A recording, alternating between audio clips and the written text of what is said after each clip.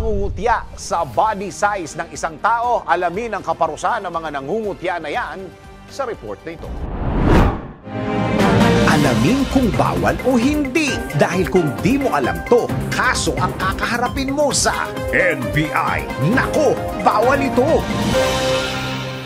Body shaming? Nako, bawal ito! Sa magkakaibigan, normal lang na magkaroon ng simpleng biruan. At kung matagal na kayong magkasama, paniguradong may mga tumatak na bansag o alias na nakasanayan. Pero paano kung sa kakaasar sa'yo, humantong na ito sa body shaming dahil sa body size mo? Nako, alam mo bang labag sa batas yan? Sa ilalim ng Revised Penal Code, maituturing na isang krimen ang paninirang puri, pang-iinis o pang-aasar sa isang tao. Kabilang na ang body shaming dahil sa hugis ng katawan nito. Ayon sa Article 358 ng Revised Penal Code, kung ang pangungutya ay ginawa para ipahiya ka sa harap ng ibang tao, maaari itong maikonsidera bilang slander o oral defamation. Ang tindi ng pang-aasar ay maaaring maikategorya sa grave slander o simple slander. Ayon sa batas, ang sinumang makasuhan ng simple slander ay maaaring makulong na hanggang 30 araw at magmulta ng hanggang 20,000